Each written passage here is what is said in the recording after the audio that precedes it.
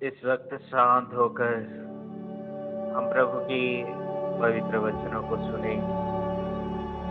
पवित्र वचन सुनते हुए अपने हृदय को, अपने मन को, अपने दिल को जांच करें। प्रभु का वचन कहता है, वो थके मांदे को बल देता और अशक्त को संभालता है। जवान भले ही थक कर चूर हो जाए और फिसल कर गिर पड़े, किंतु प्रभु पर भरोसा रखने वालों को नई स्फूर्ति मिलती रहती है। वे गरुड़ की तरह अपने पंख फैलाते हैं, वे दौड़ते रहते हैं किंतु थकते नहीं, वे आगे बढ़ते हैं पर शिथिल नहीं होते। प्यारे भाई और बहनों, प्रभु पर जो भरोसा रखता है वो उस गरुड़ की तरह है, कभी थकता नहीं है। ऊंची उड़ान भरता है, कभी थकता नहीं है, आगे बढ़ते रहता है। प्रभु पर भरोसा रखते हुए प्रभु से प्रार्थना करें, प्रभु से माफी मांगे। हम अपने दोष दुर्बलताओं को याद करते हुए प्रभु से माफी मांगे। प्रभु से प्रार्थना करें कि प्रभु मैं पापी हूँ, मुझ पापी पर दया कर। हे प्रभु मैं पापी हूँ, मुझ पापी पर दया कर। उस राजा दाऊद के समान हम प्रार्थना करें। मैं तो जन्म से ही अपराधी, अपने माता के गर्भ से ही पापी हूँ। मैं मुंह खोलते ही मेरे मुख से अपशब्द निकलता है।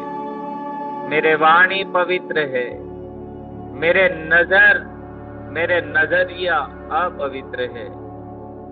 मेरे सब कुछ, ये होंठ, ये आंखें, मेरे सोच विचार सब कुछ अपवित्र है। हे दयालु पिता, मुझ पर तरस खाकर, मेरे परिवार पर तरस खाकर मुझे क्षमा कर दे।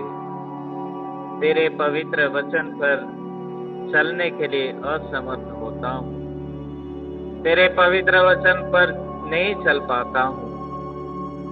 कोशिश करते हुए भी पिता मैं चूक जाता हूँ, मैं फिसल जाता हूँ। प्रभु का वचन कहता है, जो कोई पाप करता है वो पाप का गुलाम है। हे प्रभु यीशु, अपने पापों के द्वारा मैं गुलाम बन चुका है, अपने पापों के द्वारा मैं गुलाम बन चुका हूँ। मुझे गुलामी से छुड़ाने की कृपा कर। मैं शैतान के गुलामी से जकड़ा हुआ हूँ, मुझे शैतान के चंगुल से छुड़ा। मैं हर प्रकार की नशेबाजी, हर प्रकार के दुष्कर्मों, हर प्रकार की गंदगी से अपना जीवन बिताया हूँ। हे प्रभु मुझ पर दया कर। हर एक बात को याद करते हुए प्रभु से माफी मांगे और प्रभु आपके पापों को क्षमा कर देगा, आपके गुनाहों को क्षमा कर देगा और आपको चंगाई प्रदान करेगा। प्रभु उस अर्धांग रोगी को चंगा करने से पहले प्रभु यीशु ने उस अर्धांग रोगी से कहा, बेटा तुम्हारे पाप क्षमा हो गए, बेटा तुम्हारे पाप क्षमा हो गए। उसके बाद प्रभु यीशु मसीह कहते हैं, अपने खटिया उठाकर चले जाओ। उस अर्धांग रोगी जो कि कई वर्षों से उठ नहीं पाता था, चल फिर नहीं सकता था, उसके पाप ज्यों ही क्षमा किए जाते हैं, वो चंगा हो जाता है, वो चलने फिरने लगता है।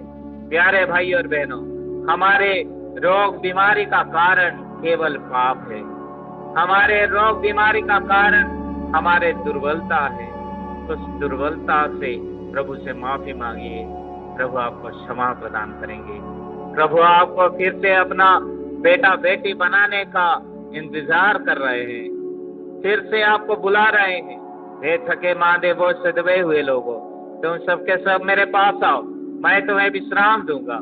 Hallelujah, hallelujah, hallelujah, hallelujah. Hallelujah, hallelujah, hallelujah, hallelujah. Yes, Lord, yes, Lord, yes, Lord, yes, Lord. Thank you, Jesus, thank you, Jesus, thank you, Jesus. धन्यवाद पिता, धन्यवाद पिता, धन्यवाद पिता। तेरी स्तुतियाँ, तेरी स्तुतियाँ, तेरी महिमा, तेरी आराधना हो। Hallelujah, hallelujah, hallelujah, hallelujah, hallelujah, hallelujah. क्षमा कीजिए पिता, हमें क्षमा कर पिता, हमें क्षमा कीजिए, हमें क्षमा कीजिए, हमें क्षमा कीजिए, क्षमा की भीख मांगते पिता, हमें क्षमा कर, हमें क्षमा कर। Hallelujah, hallelujah, hallelujah. पश्चाताप की गीत गाते हुए आइए क्षमा याचना की प्रार्थना करें।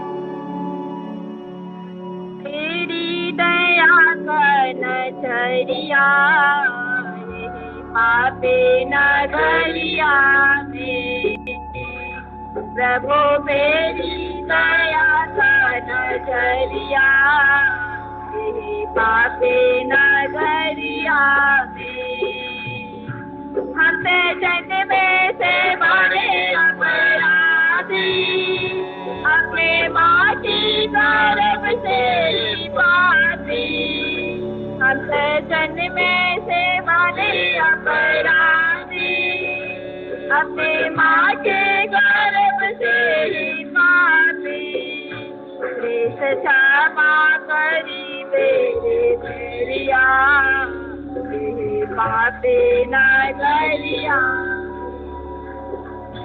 देश क्षमा करी मेरे मेरिया पापे नगरिया में, प्रभु तेरी दया का नजरिया पापे नगरिया में।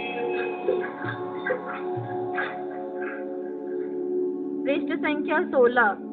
ईश्वर का महिमा हो घोष उठल के गगनवा में, मिले बंधन के साथ जहनवा में, मिले बंधन के साथ जहनवा में, ईश्वर का महिमा हो घोष उठल के गगनवा में, मिले बंधन के साथ जहनवा में, मिले बंधन के साथ जहनवा में, तो चल धरती प्रभु करने पाएंगे, तो चल धरती प्रभु करने पाएंगे, सच्ची माने ईश्वर का महिमा जताएंगे, सच्ची माने ईश्वर का महिमा जताएंगे, जयकार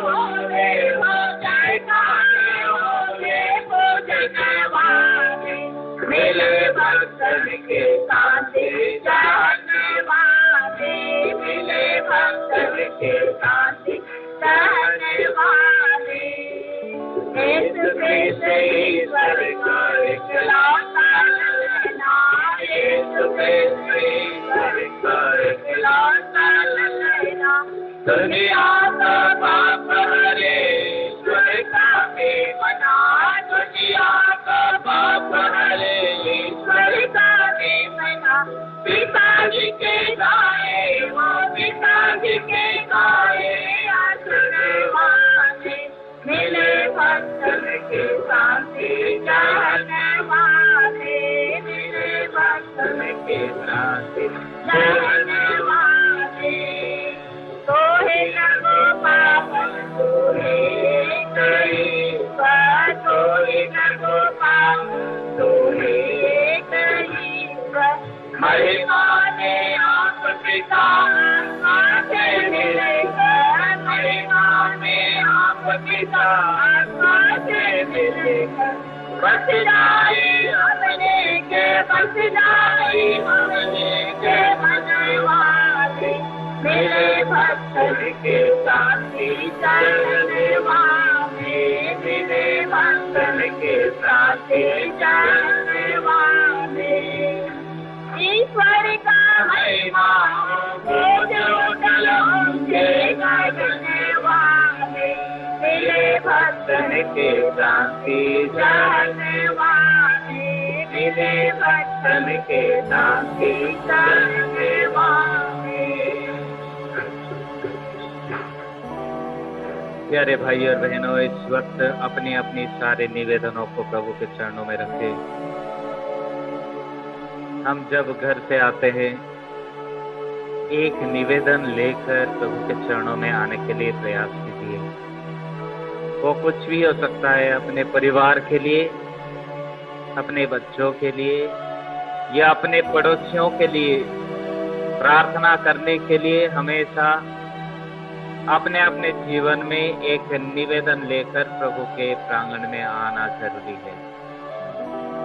हो सकता है एक माँ अपने बेटे की अच्छाई के लिए, अपने बेटे का उन्नति के लिए, या एक पत्नी अपने पति के मन परिवर्तन के लिए, अपने पति के अच्छाई के लिए, या एक पति अपने पत्नी के लिए या अपने बच्चों के लिए या अपने पड़ोसियों के अच्छाई के लिए कोई ना कोई निवेदन देकर आपको प्रभु के चरणों में आना है। आज सुबह आते समय, मंदिर में आते समय एक बहन अपनी बेटी के लिए, उनका नाम मैं भूल रहा हूँ, उस बेटी के घुटने में बहुत दर्द है, बहुत दवाई करने के बावजूद भी वो अभी तक चंगा नहीं हुई। प्रभु उन्हें चंगाई प्रदान करे। उस मतलब को रखते हुए इस पवित्र मिस्सा बलिदान में प्रार्थना करेंगे। लोहरदगा से माँ लुसी किंडो, जो कि अपने बेटे अल्बर्ट लकड़ा के लिए प्रार्थना मांगती है, उनकी पढ़ाई में सफलता पाने के लिए। और एक बहन जो आज परीक्षा लिखने जा रहे, परीक्षा में उन्हें सफलता मिले। सुचिता, वो भी अपने परीक्षा की तैयारी कर रही है, उन्हें भी सफलता मिले।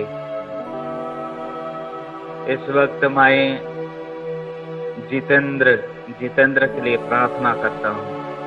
प्रभु उन्हें भला चंगा रखे, वो जो कार्य कर रहे हैं, जो काम कर रहे हैं, उसे सफलता मिले, भला चंगा रखे और सुरक्षित रखें।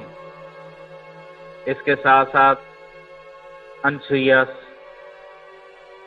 सेबास्टिन, उषा, इन दोनों माँ बेटे के लिए प्रार्थना करता हूँ। प्रभु उन्हें अब उनके जीवन में प्रचुर मात्रा से आशीष प्रदान करें। हर बुराई से, हर दुर्घटनाओं से, हर प्रकार की रोग बीमारी से प्रभु बचाए रखे। रोस पौलार्थस, उन्हें प्रभु भला चंगा रखे। नीलम, प्रभु उन्हें भी भला चंगा रखे। प्रभु की आशीष और कृपा उनके ऊपर निरंतर बनी रहे।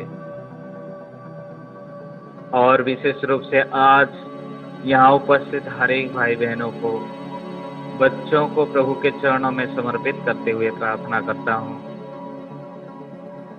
जो कोई भी जिस किसी भी बीमारी से ग्रसित है, पीड़ित है, प्रभु उन्हें आज स्पर्श करें और यहाँ चंगा होकर अपने घर शांति से वापस लौट सके। हर एक को प्रभु के आशीष और कृपा मिले। जो नहीं भी आ पाए हैं, उन्हें भी प्रभु के आशीष और कृपा मिले। जिनके दिल में बीमारी है, एक भाई बहुत दूर से आते हैं, सैदपुर तरफ से, कई वर्षों से वो दिल के मरीज है। उनका दिल धड़कता रहता है। समय समय पर बहुत दवा, बहुत महंगाई इंजेक्शन लगाना पड़ता है। डॉक्टर ने कहा है अगर वो इंजेक्शन नहीं लगाएगा, उनके जीवन में तकलीफ और परेशानी बढ़ सकती है। प्रभु हर प्रकार के रोगों से छुटकारा देने वाला, चंगाई करने वाला उस बेटे को स्पर्श करें। उस बेटे के दिल में जो कुछ भी कमियां है, प्रभु पूर्ण करें और उस बेटे को भला चंगा रखे। इस प्रकार हमारे कई सारे निवेदन है जो कि हम बोल नहीं सकते हैं। बहुत सारे लोगों के जीवन में अंदरूनी बीमारियां हैं। बहुत सारे लोगों के जीवन में अंदरूनी बीमारियां हैं जिसको हम दूसरों के सामने बोल नहीं सकते, लेकिन प्रभु जानता है, प्रभु देखता है। हे प्रभु, ऐसे भाई बहनों को तू स्पर्श कर और चंगाई प्रदान कर। जिस प्रकार 12 वर्ष से रक्तस्राव से पीड़ित महिला को तूने चंगाई प्रदान किया था, उसी प्रकार आज उन भाई बहनों को चंगाई प्रदान कर, चंगाई प्रदान कर। तेरी कृपा, तेरी आशीष उनके ऊपर बनी रहे। हम प्रार्थना करें। हे ईश्वर, तो सबका सृष्टिकर्ता और शासक है, हम पर कृपा दृष्टि डाल कि हम भी तेरी दया का अनुभव करते रहें, कि हम सारे हृदय से तेरी सेवा करें। हमारे प्रभु तेरे पुत्र यीशु क्रिस्त के द्वारा, जो तेरे तथा पवित्र आत्मा के संग एक ईश्वर होकर युगानुयुग जीते और राज्य करते हैं।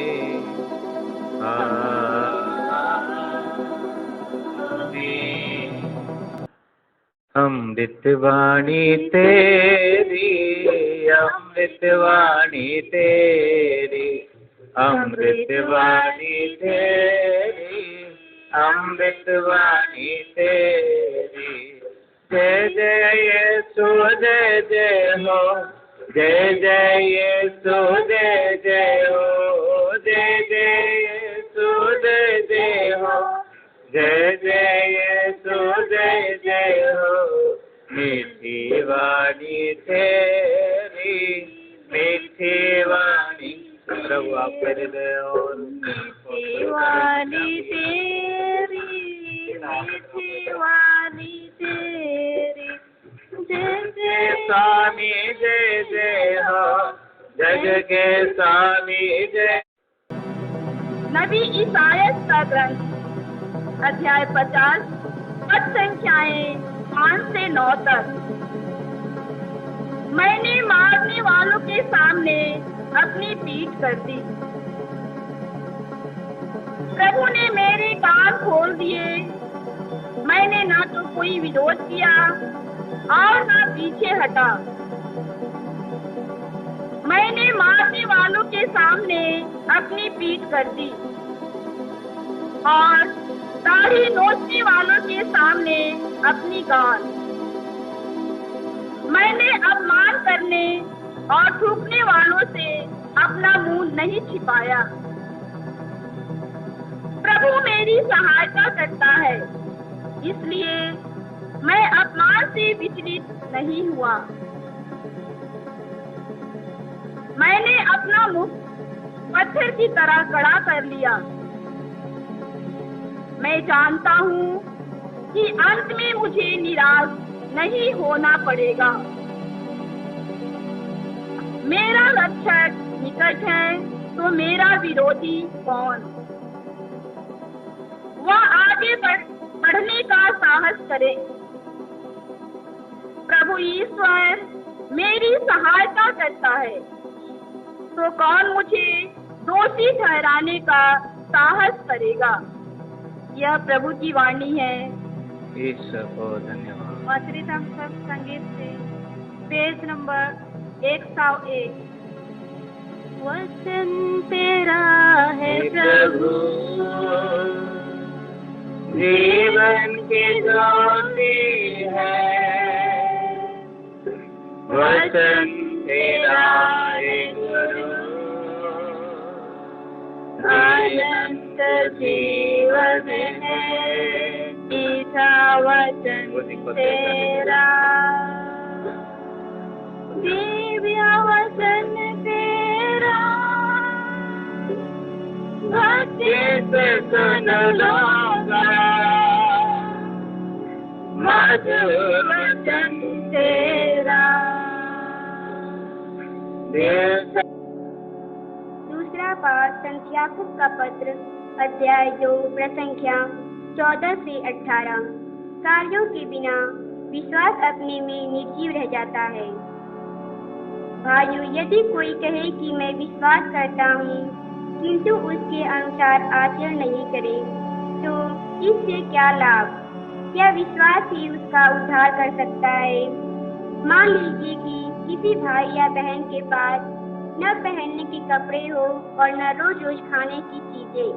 यदि आप लोगों में से कोई उनसे कहे, खुशी से जाइए, गरम गरम कपड़े पहन लीजिए और पेट भर खाइए, किंतु वह उन्हें शरीर के लिए जरूरी चीजें नहीं दे, तो इससे क्या लाभ?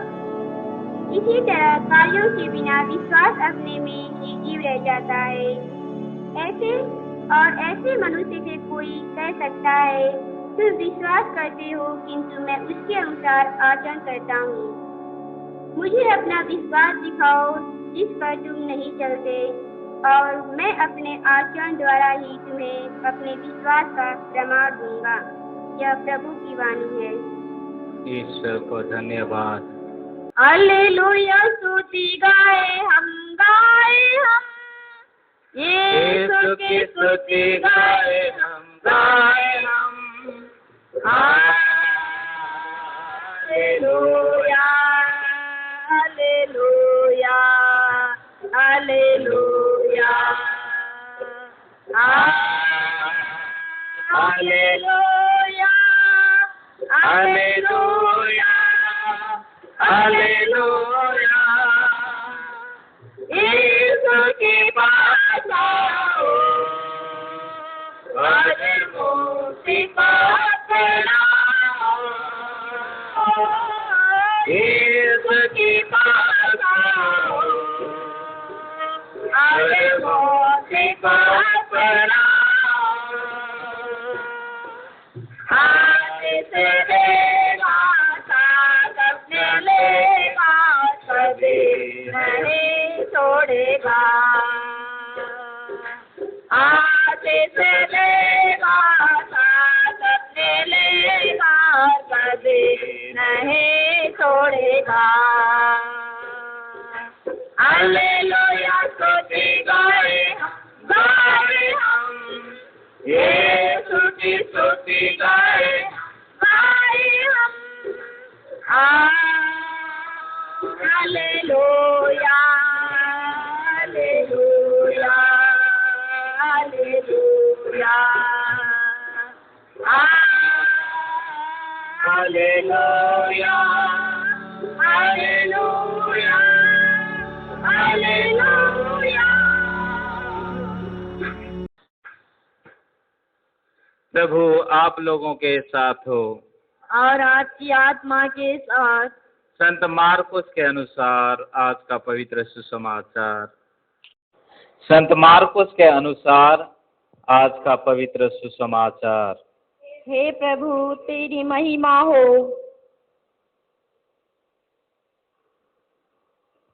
अध्याय 8 पद संख्याएं 27 से 35 तक। यीशु अपने शिष्यों के साथ कैसरिया फिलिप्पी के गांव की ओर चले गए। रास्ते में उन्होंने अपने शिष्यों से पूछा, मैं कौन हूँ? इसके विषय में लोग क्या कहते हैं? उन्होंने उत्तर दिया, यूहन्ना बपतिस्ता, कुछ लोग कहते हैं एलियस, और कुछ लोग कहते हैं नबियों में से कोई। इस पर यीशु ने पूछा, और तुम क्या कहते हो कि मैं कौन हूँ? पेतरुस ने उत्तर दिया, आप मसीह है। इस पर उन्होंने अपने शिष्यों को कड़ी चेतावनी दी कि तुम लोग मेरे विषय में किसी को भी नहीं बताना। उस समय से यीशु अपने शिष्यों को स्पष्ट शब्दों में ये समझाने लगे कि मानव पुत्र को बहुत दुख उठाना होगा, नेताओं, महायाजकों और शास्त्रियों द्वारा ठुकराया जाना, मार डाला जाना और 3 दिन के बाद जी उठना होगा। पेतरुस यीशु को अलग से ले जाकर समझाने लगा, किंतु यीशु ने मुड़कर अपने शिष्यों की ओर देखा और पेतरुस को डांटते हुए कहा, हट जाओ शैतान, तुम ईश्वर की बातें नहीं बल्कि मनुष्य की बातें सोचते हो। यीशु ने अपने शिष्यों के अतिरिक्त लोगों को भी अपने पास बुलाकर कहा, यदि कोई मेरा अनुसरण करना चाहे तो वो आत्मत्याग करे और अपना क्रूस उठाकर मेरे पीछे हो ले, क्योंकि जो अपना जीवन सुरक्षित रखना चाहता है वो उसे खो देगा। जो मेरे तथा सुसमाचार के कारण अपना जीवन खो देता है वही उसे सुरक्षित रखेगा। ये प्रभु का दिव्य सुसमाचार है। तेरी स्तुति हो। सबको जय यीशु। प्यारे भाई और बहनों, पहला पाठ नबी इसायास के ग्रंथ से लिया गया है, अध्याय 50 पद संख्या 5 से 9 तक। दूसरा पाठ हमने पढ़ा याकूब के पत्र से लिया गया है। आज सबसे बड़ी केंद्र बिंदु की बात है।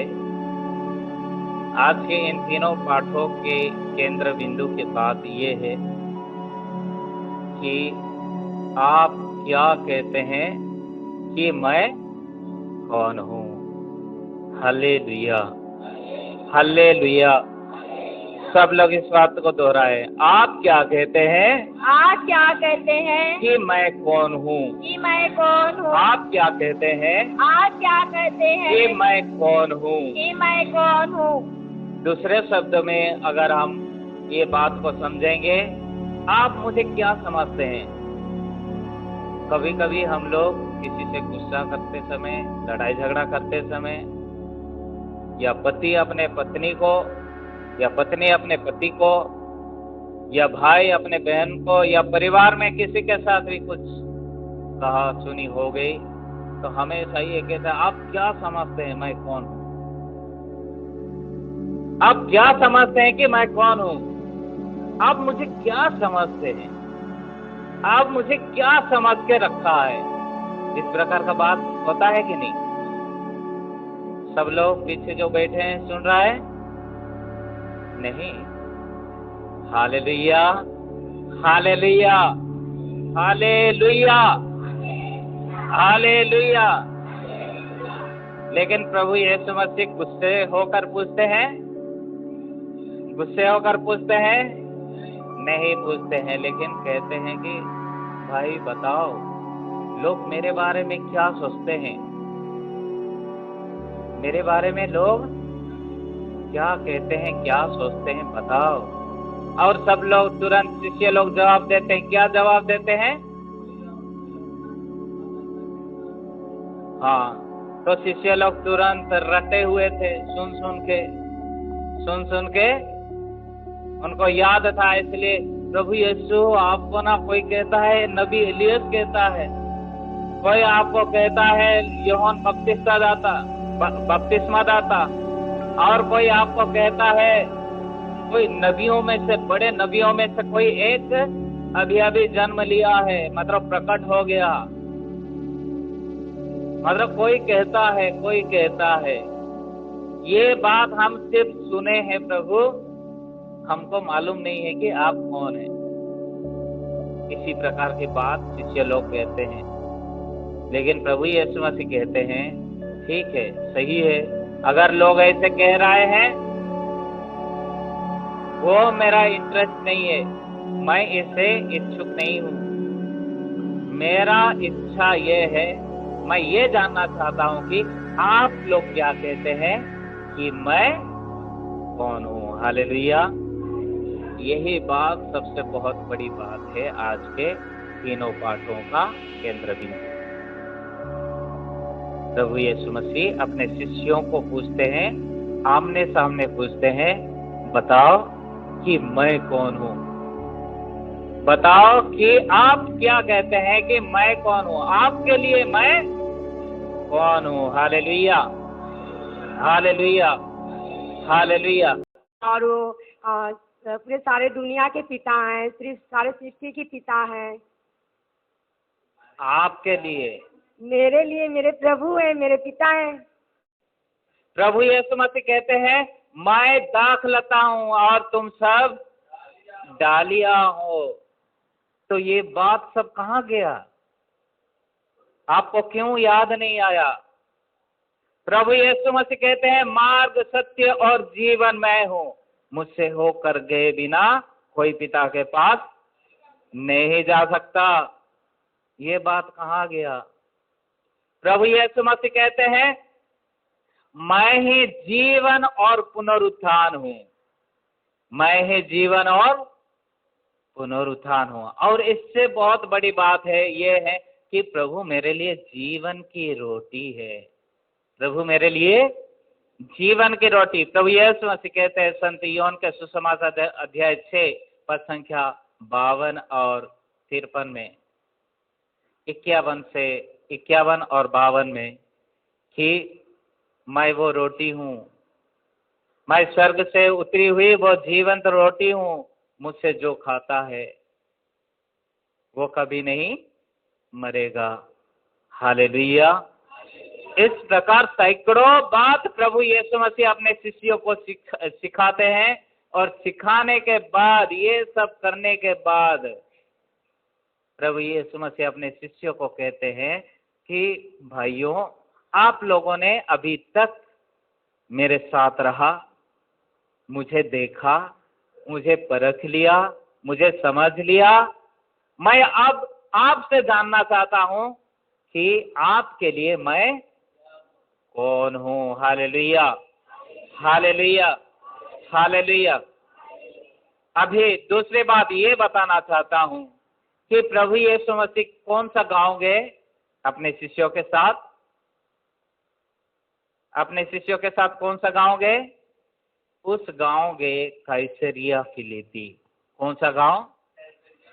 कैसरिया फिलिपी। उस गांव जाते हैं, और कैसरिया फिलिपी उस सम्राट के नाम पर रखा गया था। उस सम्राट के नाम पर, कैसर के नाम पर उस गांव को नामकरण किया गया था।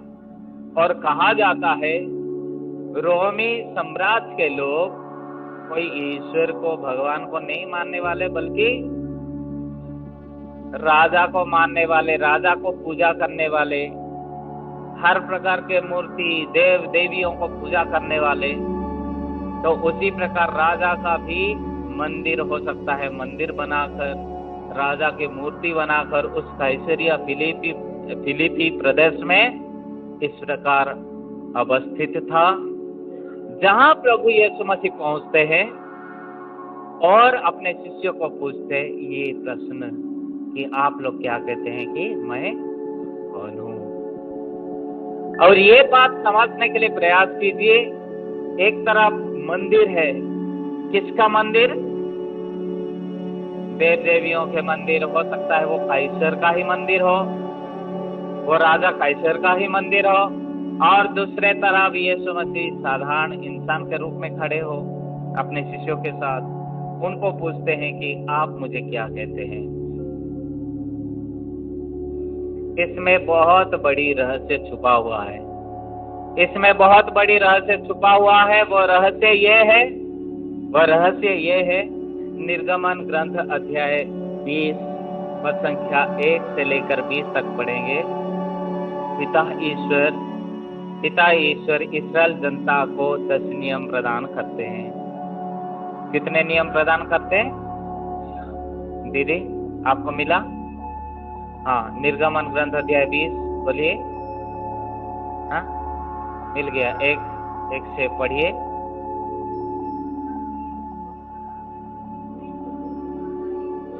सब लोग ध्यान से सुने। मैं प्रभु तुम्हारा ईश्वर हूँ। मैं तुमको मिस्र देश से गुलामी के घर से निकाल लाया। मेरे सिवा तुम्हारा कोई ईश्वर नहीं होगा। अपने लिए कोई देव मूर्ति मत बनाओ। ऊपर आकाश में या नीचे पृथ्वी तल पर या पृथ्वी के नीचे के जल में रहने वाले किसी भी प्राणी अथवा वस्तु का चित्र मत बनाओ।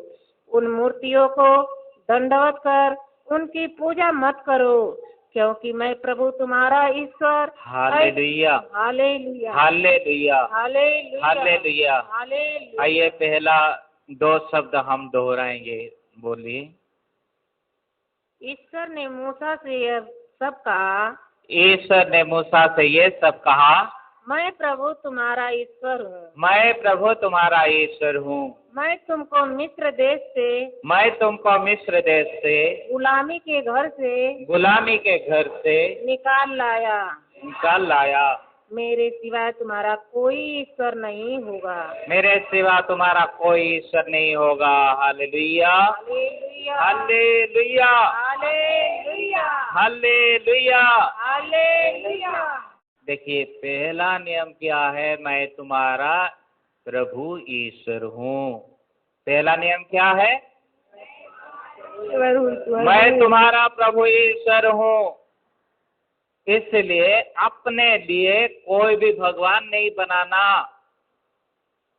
अपने लिए कोई भी भगवान नहीं बनाना, क्योंकि मैं तुम्हारा एकमात्र प्रभु ईश्वर हूँ। मुझे छोड़कर दूसरे देव देवियों की या मूर्तियों की, पेड़ पौधों की या नक्षत्रों की या हर प्रकार के काल चक्र में जो विश्वास करते हैं, ये सब का विश्वास नहीं करना, क्योंकि मैं तुम्हारा प्रभु ईश्वर हूँ। उसमें स्पष्ट रूप से कहा गया, किसी भी देव मूर्तियों की पूजा नहीं करना, उनके ऊपर दंडवत करके उनकी पूजा मत करो, असत्य देवता के ऊपर विश्वास मत करो, प्रकृति की पूजा मत करो, धन की पूजा मत करो, मनुष्य की पूजा मत करो, वृक्ष की पूजा मत करो, पशु पक्षियों की पूजा मत करो, शकुन विचारना या जादू टोना पर विश्वास मत करो। बहुत लोग जादू टोना पर विश्वास करते हैं। अगर विश्वास नहीं करते तो उन्हें कुछ नहीं होता। विश्वास करते हैं इसलिए जादू टोना उनके ऊपर असर डालता है। कोई आके मुझे कहते, भैया स्वामी जी, फादर जी, हमारे पड़ोसी है ना, जादू टोना करके हमको बर्बाद कर लिया है। हालेलुया। ये सब इसका ये कहने का मतलब है कि आप जादू टोना में बहुत विश्वास करते हैं, जो कि प्रभु यीशु यहोवा परमेश्वर हमारे पिता इस्राएल जनता को ये नियम दिया था, तंत्र मंत्र में भी विश्वास मत करो, ओझा के पास जाना और भूत प्रेत की साधना नहीं करना। बहुत सारे लोग ओझा के पास जाते हैं कि नहीं? यहाँ जितने भी है 100% गए होंगे एक ना एक दिन ओझा के पास गए होंगे। प्रभु कहते हैं कि ओझा सोखा ये सबके पास नहीं जाना। कितने लोग अपना भविष्य दिखाए हैं? भैया भविष्य देखता का हो, हमारा भविष्य का हो, वो भविष्य देखने वाला बता देगा। ये बताता है। मेरी मम्मी भी ऐसे एक भविष्य देखने वाला, हाथ देखने वाला आया, और हमारा घर तो रास्ते में ही है। जो भी आता है हमारा घर होके ही जाता है।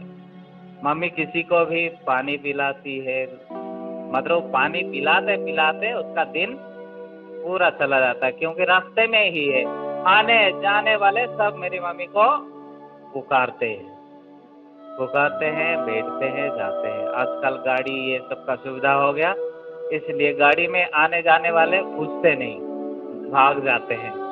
पहले जब मैं घर में था, पढ़ाई कर रहा था, गाड़ी ये सब का व्यवस्था नहीं था, सब लोग पैदल ही आना जाना करते थे, तो हर किसी को हमारे घर होके जाना पड़ता था। तो उसमें क्या हुआ, मम्मी को जबरदस्त, बहन जी आपके हाथ देख दूंगा बोल के वो देखा। देखने के बाद झूठ मूठ बता दिया कि तुम्हारा बड़ा बेटा 3 महीना के बाद खत्म। तुम्हारा बड़ा बेटा, बहन जी, तुम्हारे बड़ा बेटा 3 महीना के अंदर अंदर खत्म हो जाएगा। मम्मी तुरंत उसको हार्ट अटैक जैसे हुआ होगा। और मेरी माँ का बड़ा बेटा कौन है मालूम है? मेरे मम्मी का बड़ा बेटा कौन है मालूम है? मैं ही हूँ। 3 महीना के अंदर मरने वाला था।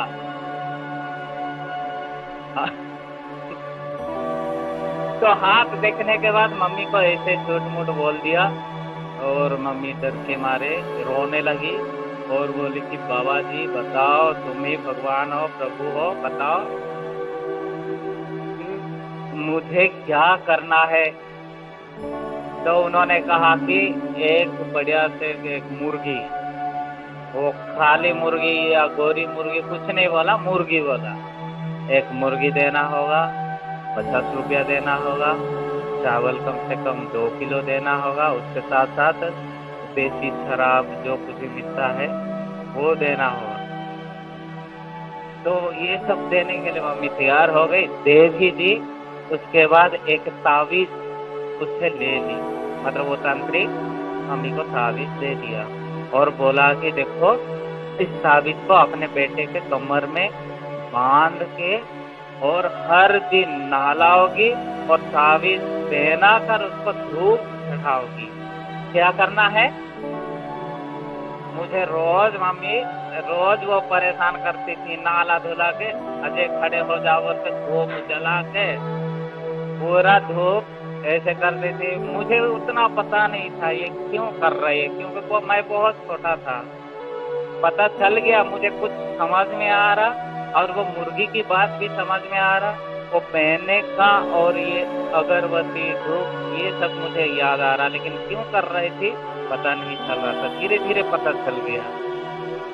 उसके बाद एक दिन ऐसा हुआ, 3-4 दिन के बाद बच्चे लोग हैं इधर उधर खेलते दौड़ते कूदते ऐसे होते हुए मेरे ये तावीज कहीं गिर गया। तो मुझे नहलाने के लिए चलो अजय नहलाते हैं, दवा वो सब धूप ये सब करना है ना। जब मेरा कपड़ा उतारे मेरा तावीज गायब। देख के वो तुरंत रोने लगेगी कि और अभी ये बचेगा नहीं, क्योंकि इनके कमर में वो तावीज नहीं है, मर गया, ये मर जाएगा और बचेगा नहीं। तो मम्मी की चिंता बढ़ गया। बढ़ने के बाद वो तो झूठ मूठ बोल के अपना तो पा दिया ना, मुर्गी उसके बाद चावल ये सब खाया, पैसा भी उसको मिला, वो तो कहीं भाग गया। 3-4 दिन के अंदर और कहाँ गाँव में कहाँ मिलेगा। तो प्यारे भाई और बहनों, ऐसे झूठ मूठ करने वाले तांत्रिकों से भी दूर रहो, ये प्रभु का कहना है। हम क्यों इस प्रकार अंधविश्वास में जाते हैं? जब हमारे बुद्धि नष्ट हो जाती है, जब हमारे विश्वास कमजोर पड़ जाती है। तो अगर मेरी माँ जो शुरू से ही ये विश्वास में आते हुए इस प्रकार गलती कर सकती है, तो अभी अभी विश्वास करने वालों का हाल क्या होगा। इसलिए मैंने कहा किसी इसमें जो उपस्थित है हर कोई ओझा सुखा के पास गया होगा। तो प्रभु कहते हैं ये सब मत करो, प्रभु अपने परमेश्वर का नाम वृथा मत लो। तो ये नियम को कौन दिया है? परमेश्वर, हमारे स्वर्गीय पिता यहोवा परमेश्वर, जिसको कि यहूदी लोग यावे कहते हैं, जिसको कि हम पिता कहकर पुकारते हैं, जिसको कि यीशु मसीह स्वयं मेरे पिता कहकर पुकारते हैं। आज देखिए वही ईश्वर एक साधारण इंसान के रूप में, साधारण इंसान मतलब कौन है? यीशु मसीह। सब लोग समझने के लिए प्रयास कीजिए, नहीं तो नहीं समझेंगे। वही ईश्वर स्वयं जो कि एक साधारण इंसान बनकर अपने शिष्यों के साथ खड़े हैं। जो ईश्वर ये नियम दिया है वो ईश्वर आज शिष्यों के साथ खड़े हैं। और किस प्रकार खड़े हैं? राजा के रूप में खड़े हैं। Hallelujah, hallelujah, hallelujah. एक साधारण इंसान के रूप में खड़े हैं और लोगों के साथ घूम कर सुसमाचार प्रचार कर रहे हैं, रोगियों को चंगाई प्रदान कर रहे हैं, मुर्दों को जीवन प्रदान कर रहे हैं, लेकिन क्या ईश्वर जैसे दिख रहे हैं? प्रभु यीशु मसीह कोई ईश्वर जैसे दिख रहा है? कोई चमक आ रही है उनके जीवन में? सिवाय एक बार, जो कि तीन शिष्यों को लेते हैं, पेतरुस, संत यूहन्ना और याकूब को, एक पहाड़ी में, और पहाड़ के ऊपर जाने के बाद प्रभु यीशु मसीह अपने आप को रूपांतरण करते हैं, जिसमें ईश्वर का वो चेहरा दिखने लगता है। अध्याय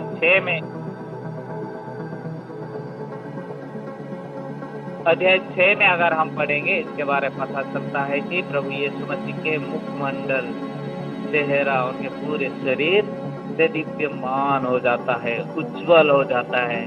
उनके कपड़े पूरा चमकने लगते हैं, ऐसे चमकते हैं कि दुनिया के कोई भी तो भी उतना उजला नहीं हो सकता। Hallelujah, hallelujah.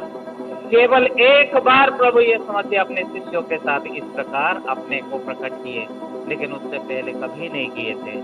तो इस प्रकार एक साधारण इंसान खड़े होकर कहते हैं, शिष्यों को पूछते हैं, सीधे सीधे नहीं पूछते हैं, थोड़ा टेढ़े तरीके से पूछते हैं। कैसे पूछते हैं? हाँ, थोड़ा टेढ़े तरीके से पूछते हैं कि सचमुच में ये लोग इस मंदिर, इस देव मूर्ति, राजा, इसमें प्रभु ने क्या कहा? किसी मनुष्य की पूजा नहीं करना। ये लोग मनुष्य की पूजा करना चाहते हैं, या मंदिर की पूजा, या पेड़ पौधे, या ये प्रकृति की, या मेरी पूजा करते हैं? देखो, जो ईश्वर कई वर्षों पहले नियम दिया है स्वयं कि मैं तुम्हारा ईश्वर हूँ, मेरे सिवा तुम्हारा कोई ईश्वर नहीं होगा। हालेलुया।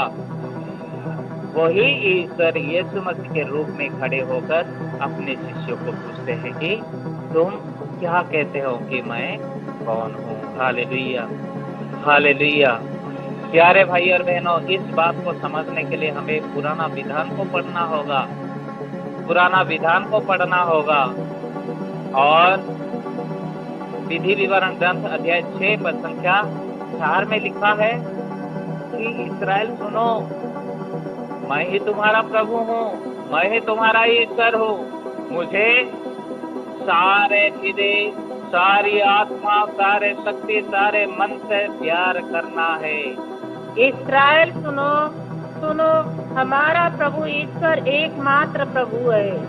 तुम अपने प्रभु ईश्वर को अपने सारे हृदय, अपनी सारी आत्मा और अपनी सारी शक्ति से प्यार करो। Hallelujah, hallelujah, hallelujah, hallelujah, hallelujah, hallelujah. इस बात को ध्यान से समझने के लिए प्रयास कीजिए, जिसमें कहा जाता है, हे इस्राएल सुनो, हे इस्राएल सुनो, हमारे प्रभु, हमारे ईश्वर को सारे हृदय, सारी आत्मा, सारी शक्ति, सारे मन से प्यार करो। हालेलुया। आइए हम इस वचन को दोहराए। Hallelujah, hallelujah, hallelujah. हे इस्राएल, हे इस्राएल सुनो, हे इस्राएल सुनो, तुम अपने ईश्वर को अपने सारे हृदय, अपने सारे हृदय, अपनी सारी आत्मा, अपनी सारी आत्मा और अपनी सारी शक्ति से प्यार करो, और अपनी सारी शक्ति से प्यार करो। Hallelujah, hallelujah. सचमुच में प्रभु यही बात जानना चाहते थे कि मैं इनको जो नियम दिया हूँ, ये किसकी पूजा करना चाहते हैं? ये मेरी या राजा कैसर की? ये मेरी पूजा करना चाहते हैं या उस मंदिर की, या उस मंदिर में विराजमान वो मूर्ति की? ये मुझे चाहते हैं या ये पेड़ पौधों की? ये मुझे चाहते हैं या इंसान की? प्रभु ये क्वेश्चन अपने शिष्यों को पूछते हैं, ये प्रश्न अपने शिष्यों को पूछते हैं। प्यारे भाई और बहनों, और ये प्रश्न पूछने के बाद पेतरुस क्या जवाब देता है? आप मसीह है। Hallelujah, hallelujah, hallelujah, hallelujah, hallelujah. Hallelujah. Petrus तुरंत जवाब देते हैं, आप मसीह है। मसीह का क्या अर्थ है? मसीह का अर्थ है बचाने वाला। बहुत सारे बार हमारे भाई और बहनें ये गलत करते हैं। जय मसीह, कितने लोग कहते हैं जय मसीह? हाथ उठाओ। और जय यीशु कितने लोग कहते हैं? ओके, सब लोग अपने हाथ नीचे रखो। देखो, मसीह का मतलब बचाने वाला, उद्धार करता है। मसीह का मतलब उद्धार करता है, बचाने वाला है। और यीशु का मतलब?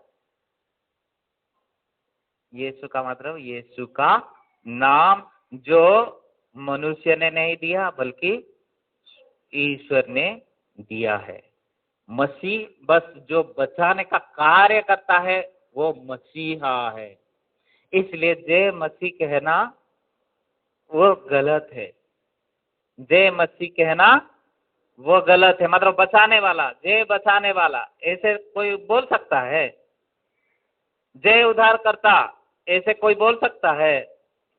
वो उद्धारकर्ता कौन है? यीशु है। वो बचाने वाला कौन है?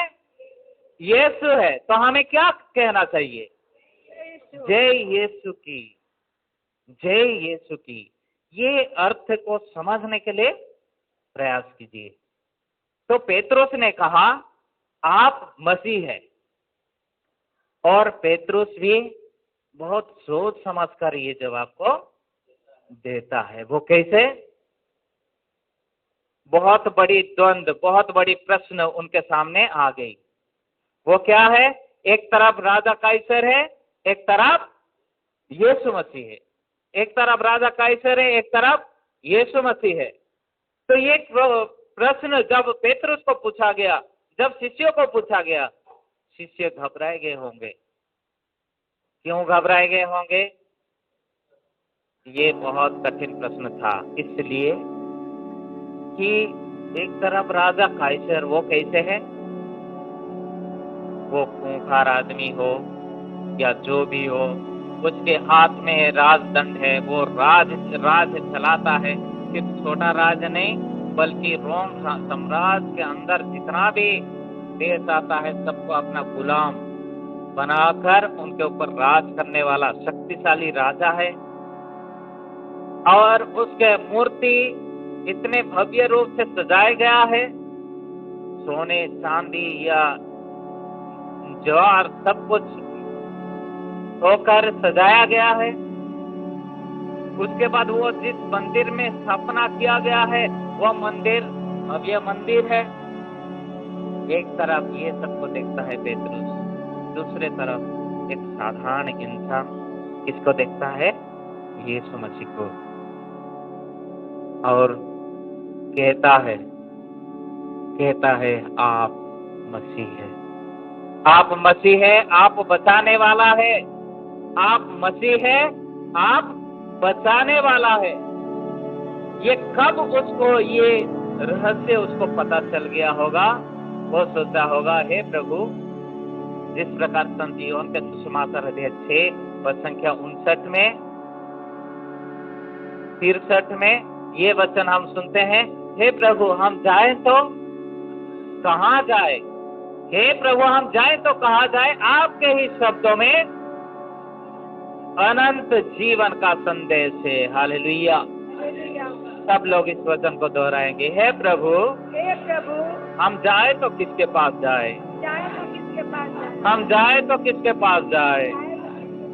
आपके ही शब्दों में अनंत जीवन का संदेश है। जीवन का संदेश है। Hallelujah, hallelujah, hallelujah, hallelujah, hallelujah. प्रभु यीशु मसीह को छोड़कर सब लोग चले गए। इसलिए प्रभु यीशु मसीह कहते हैं अपने शिष्यों को, आप भी जाना चाहते हो तो आप चले जाओ, आप जा सकते हो। लेकिन पेतरुस ये जवाब देते हैं, प्रभु हम जाए तो किसके पास जाए? आपके ही शब्दों में अनंत जीवन का संदेश है। उसी प्रकार आज जवाब देते हैं, प्रभु मुझे मालूम है राजा कैसर बहुत शक्तिशाली है, धन संपत्ति से परिपूर्ण है, पूरे संसार का वो राजा है, पूरे संसार को अपने मुट्ठी में रखा है, हर प्रकार के शक्ति सामर्थ्य उसके हाथ में है। ये सब कुछ मैं जानता हूँ, लेकिन जानते हुए भी ये मेरे राजा नहीं हो सकता। हालेलुया, ये मेरे राजा नहीं हो सकता, ये मुझे बचाने वाला नहीं हो सकता, ये मेरा कुछ मतलब उद्धार नहीं कर सकता, ये मुझे बचा ही नहीं सकता, क्योंकि ये इंसान है, इसके जीवन क्षण भंगुर है, आज है कल मिट्टी में मिल जाएगा। लेकिन प्रभु यीशु, आप में अनंत जीवन का संदेश है, आप ही वो प्रभु है, आप ही सच्चा गडरिया है, आप ही संसार की ज्योति है, आप ही जीवन है, आप ही जीवन और पुनरुत्थान है, आप ही भला गडरिया, आप ही वो दाखलता है। इसलिए संत पेतरुस अपना सिर को झुका कर कहता है, आप वो मसीह है। प्रभु स्पष्ट में ये बताने लगे कि मानव पुत्र को बहुत दुख उठाया जाना होगा, नेताओं, महायाजकों और शास्त्रियों द्वारा ठुकराया जाना, मार डाला जाना होगा, लेकिन 3 दिन के बाद वो जी उठेगा। हालेलुया, तीसरे दिन वो जी उठेगा। Hallelujah, hallelujah. ये साधारण मनुष्य के रूप में जो प्रभु वर्तमान खड़े हैं शिष्यों के पास, वही प्रभु उनको कहते हैं कि मानव पुत्र पकड़ा जाएगा। मानव पुत्र को बहुत दुख उठाना पड़ेगा, नेताओं, महायाजकों और शास्त्रियों द्वारा ठुकराया जाना, मार डाला जाना और 3 दिन के बाद जी उठना होगा। Hallelujah, hallelujah. ये बात फिर संत पेतरुस के गले उतरती नहीं है। हालेलुया, ये बात सुनते ही संत पेतरुस के गले उतरती नहीं है। अरे अभी तो मैंने आपको कहा था कि आप मसीह है, बचाने वाला, मुक्तिदाता, संसार के मुक्तिदाता, आप महान राजा, सब कुछ बोलने के बाद आप कैसे इसे कह सकते हैं कि आप मारे जाएंगे? कोई विश्वास करेगा? किसी के गले में ये बात उतरेगी? जो कि मसीहा है वो मरेगा? तो साधारण इंसान के रूप में संत पेतरुस भी प्रभु यीशु मसीह को कहता है, हे प्रभु ऐसे मत कीजिए, आप तो प्रभु है, आप तो मसीहा है, क्या ये सब बातों को टाल नहीं सकते? क्या ये सब बात को आप दूर नहीं कर सकते? आपको ये सब नहीं होना बोल के संत पेतरुस प्रभु यीशु मसीह को बार बार समझाने के प्रयास करते हैं, लेकिन यीशु मसीह क्या कहते हैं? शैतान तो दूर हट जा, शैतान तो दूर हट जा।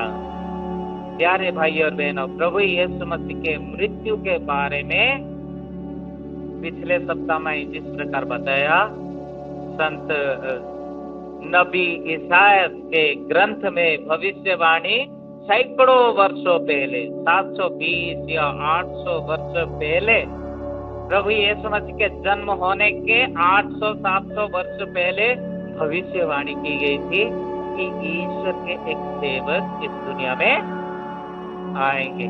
वो सेवक आएंगे और वो सेवक को सब लोग मार डालेंगे। कोई तो दाढ़ी नोचेगा, कोई तो गाल में थप्पड़ मारेंगे, उनको नंगे कर दिए जाएंगे।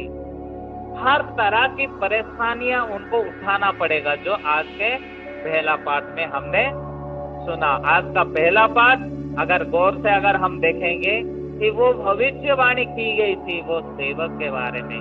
वो सेवक कौन है? प्रभु Yeshu Masih. Hallelujah, hallelujah, hallelujah, hallelujah, hallelujah, hallelujah. Hallelujah.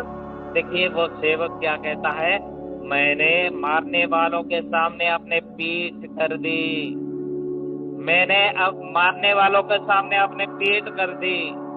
प्रभु ने मेरे कान खोल दिए, मैं ना तो कोई विरोध किया और ना पीछे हटा।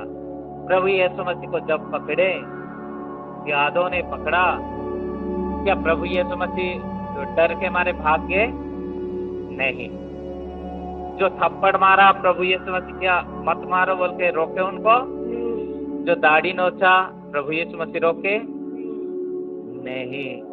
तो ये भविष्यवाणी 800 वर्ष 700 वर्ष पहले की गई थी। इसमें लिखा है, और ना मैं पीछे हटा, मैं मारने वालों के सामने अपने पीठ कर दी और दाढ़ी नोचने वालों के सामने अपने गाल, मैंने अपमान करने और थूकने वालों से अपना मुख नहीं छिपाया। प्रभु यीशु मसीह के जीवन में भी यह घटित हुआ और इसी के बारे में शिष्यों को समझाने के लिए प्रयास करते हैं कि मैं मानव पुत्र दोषी ठहराया जाएगा, मानव पुत्र बहुत दुख उठाएगा, पकड़ा जाएगा, मार डाला जाएगा, लेकिन तीसरे दिन वो जी उठेगा। Hallelujah, hallelujah, hallelujah. प्रभु यीशु मसीह एक बहुत महत्वपूर्ण प्रश्न के साथ साथ एक बहुत बड़ी रहस्य भी बताते हैं कि मुझे मरना होगा, मुझे मरना होगा। किसके लिए? इस संसार के लिए, संसार के पापों के लिए, मानव जाति का उद्धार के लिए, मानव को शैतान के चंगुल से छुड़ाने के लिए। लेकिन लोगों का आइडिया, लोगों का सोच विचार अलग थे कि प्रभु यीशु मसीह अगर आएंगे तो ये काइसर राजा को हटा देंगे, दूसरे राजाओं के गुलामी से हमें बचाएंगे, हमें इस प्रकार की कर, अपना देश का जो टैक्स होता है कर, दूसरे राज्यों को भेजना नहीं पड़ेगा, हमारे ऊपर दूसरे कोई अधिकार नहीं कर पाएंगे क्योंकि हमारा मसीहा आने वाला है। यही उनका विश्वास था। लेकिन मसीहा सचमुच में आ चुका है, लेकिन ये संसारिक राजा के रूप में नहीं, बल्कि पूरे विश्व ब्रह्मांड की राजा के रूप में। जो राजा का काम ये पैसों से, धन संपत्ति से, ताकत से, लालच से नहीं है। वो राजा आप और मेरे लिए मरने को तैयार है। वो राजा हमारे पापों को हमको हमारे पापों से छुड़ाने को तैयार है। वो राजा हर वक्त, हर समय रोगियों के साथ, पापियों के साथ, नाकेदारों के साथ रहने वाले राजा है। वो राजा पापियों को ठुकराने वाला राजा नहीं, बल्कि सबको अपनाने वाला राजा। और वही प्रभु कहते हैं, जो मेरा अनुसरण करना चाहता है, जो मेरा अनुसरण करना चाहता है, वो क्या करना पड़ेगा उनको? तीसरी मुख्य बात क्या है? हाँ, यदि कोई मेरा अनुसरण करना चाहे तो वो आत्म त्याग करे और अपना क्रूस उठाकर मेरे पीछे हो ले। क्योंकि जो अपना जीवन सुरक्षित रखना चाहता है वो उसे खो देगा, और जो मेरे तथा सुसमाचार के कारण अपना जीवन खो देता है वही उसे सुरक्षित रखेगा। हालेलुया। आइए इस तीसरे महावाक्य को हम दोहराएं। यदि कोई मेरा अनुसरण करना चाहे तो वो आत्म त्याग करे और अपना क्रूस उठाकर मेरे पीछे हो ले। क्योंकि जो अपना जीवन सुरक्षित रखना चाहता है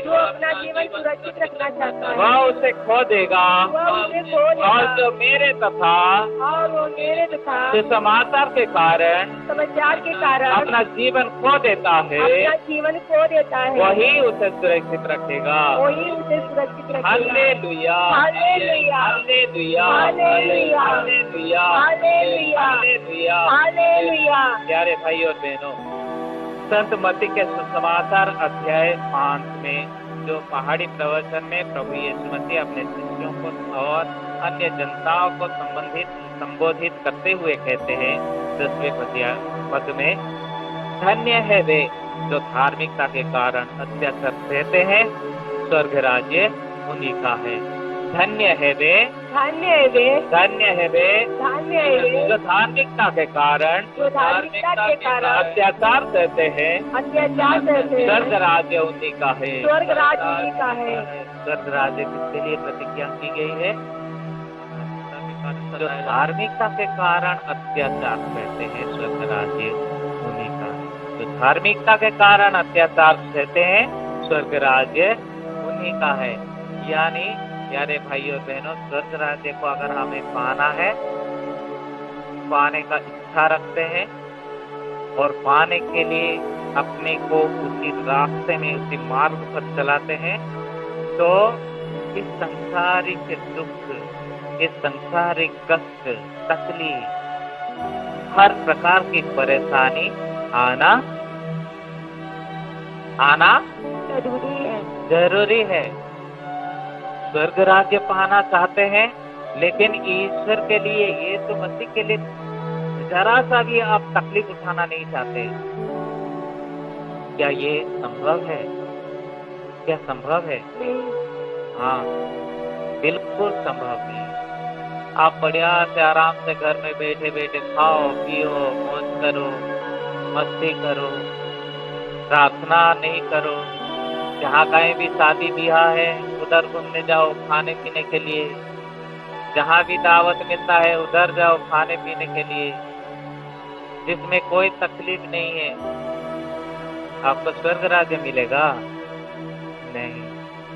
जो धार्मिकता के कारण सताए जाते हैं, उससे स्वर्ग राज्य मिलेगा।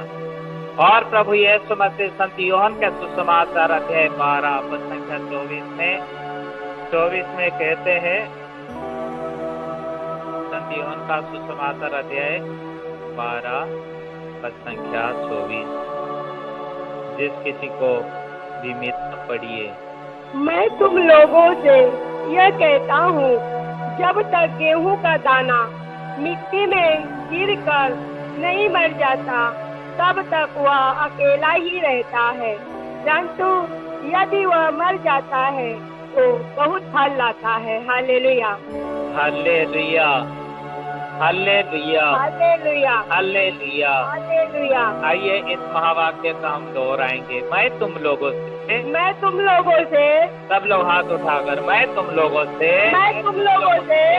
कहता हूँ, जब तक गेहूं का दाना मिट्टी में गिरकर नहीं मर जाता, तब तक वो अकेला ही रहता है। परंतु यदि वह मर जाता है, बहुत फल देता है। हालेलुया।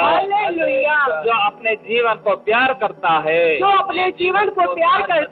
उसका सर्वनाश करता है।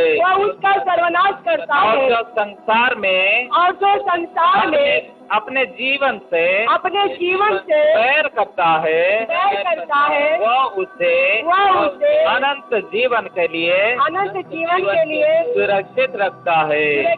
Hallelujah, hallelujah, hallelujah, hallelujah. साधारण उदाहरण जो कि प्रभु यीशु मसीह हमें प्रदान करते हैं कि गेहूं का दाना, जो गेहूं के बारे में हम सबको पता है, एक गेहूं का दाना अगर मिट्टी में गिरा, कितना गेहूं मिलता है? कितना गेहूं मिलता है? कोई गिने? एक साधारण उदाहरण सब लोग बताएं, क्योंकि सब लोग गेहूं काटे हैं, सब लोग गेहूं को लगाए हैं, गेहूं को छींटे हैं ना, पानी पटाए हैं, दिन रात गेहूं के खेत में रहते हैं, ठंडी में छितुरते हुए भी, बाप रे चलो पानी पटाओ माए, है कि नहीं? लेकिन कभी आप ध्यान दिए हैं गेहूं का, एक का गेहूं का दाना में कितना गेहूं निकालता, चलो बताओ। 100-200 दाने।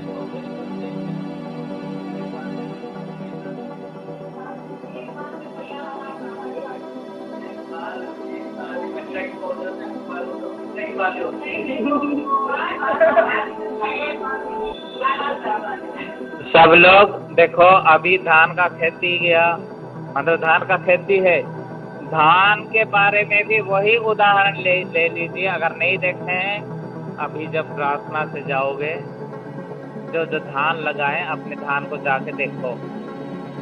एक धान जो लगाया गया है उसको संडा बनाया गया है, वो संडा को उखाड़ के और लगाया गया है, तो एक संडा में कितना पौधा निकलते हैं? कई ठो बोलने से नहीं। हाँ भैया, 12-13। Hallelujah, hallelujah, hallelujah, hallelujah. धन्यवाद बेटिए। ठीक है, अगर वो भैया के बाद में अगर आपका विश्वास नहीं है, आप जाके गिनिए कि एक पौधा में कितना बच्चे निकले हैं। उसी प्रकार गेहूं का दाना, एक दाना गिरा दो और देखो, एक में भी उसी प्रकार 7, 8, 12, 13 जितना भी पौधा, खाद पानी के ऊपर निर्भर करता है, 12-13 पौधा निकलता है एक दाने में। समझ रहे हैं? एक दाने में। और एक शीशा को तोड़कर आप उसको मसल कर गिनने के लिए प्रयास कीजिए, एक शीशा में कितना निकलता है। हाँ भैया,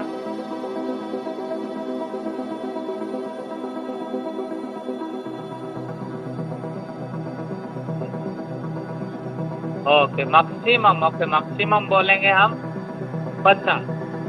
ठीक है, 70 भी ज्यादा हो जाएगा, 35 भी बहुत कम हो जाएगा। बीचों बीच का नंबर लेंगे 50।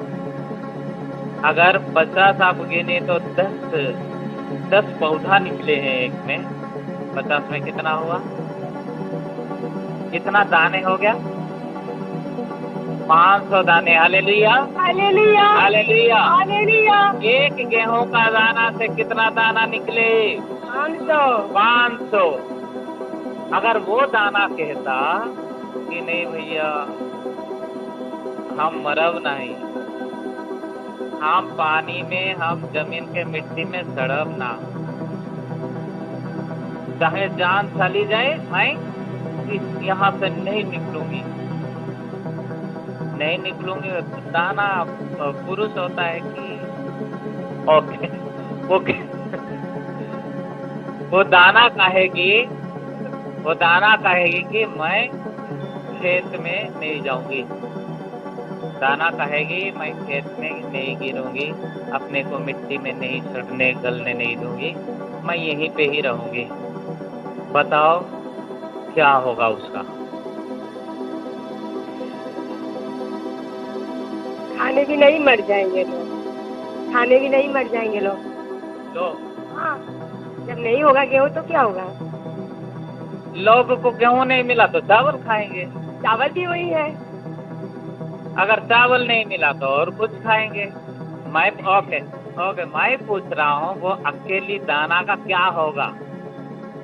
जो दाना अपने मालिक किसान, चाहे मैं किसान हूँ, मैं कौन निकला, लेकिन मैं सबको लेते लेते एक छूट गया, जंप करके छटक गया कि मैं तो नहीं मरूंगी, मैं जा रही हूँ, तो उसका क्या होगा? मैं वो पूछ रहा हूँ।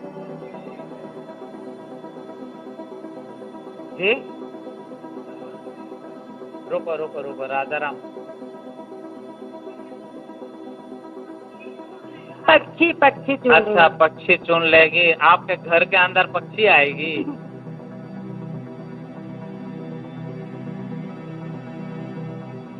देखो पैरों तले पक्षी, ये दूसरा दृष्टांत है। ये दृष्टांत ये है, ध्यान से आप लोग गेहूं का खेती करते हो, धान का खेती करते हो, लेकिन आप लोग को पता होना चाहिए, अगर वो दाना छिटक कर घर के अंदर कहीं छुप के रह गया तो उसको मूस की क्या खा जाएगी? घुन खा जाएगी। है कि नहीं? घून खा जाएगी, चींटी खाएगी उसको।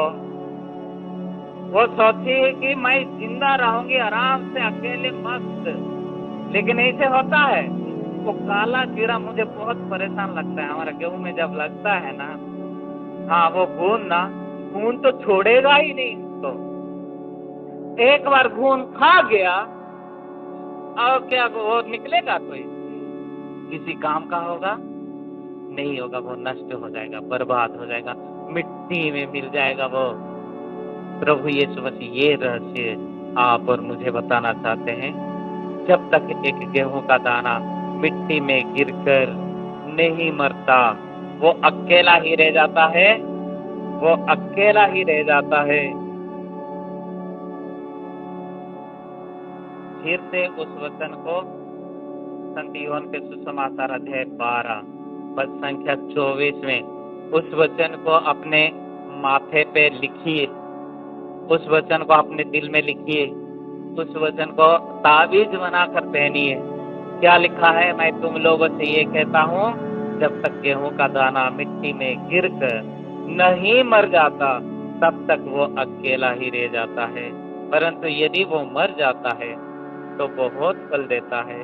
जो अपने जीवन को प्यार करता है वो उसका सर्वनाश करता है, और जो इस संसार में अपने जीवन से बैर करता है वो उसे अनंत जीवन के लिए सुरक्षित रखता है। प्यारे भाई और बहनों, यही महान तीन वचनों को याद रखिए कि प्रभु हमें क्या पूछते हैं, हमें क्या पूछते हैं। हमारे लिए प्रभु कौन है? क्या प्रभु जादूगर है? क्या प्रभु से सिर्फ चिन्ह और चमत्कार प्रकट करने वाला? क्या प्रभु केवल हम रोगी है, बीमार है, तब जाके प्रभु के पास जाएंगे तब वो हमें चंगा करेगा? क्या प्रभु हमारे धन संपत्ति को बढ़ाने वाला?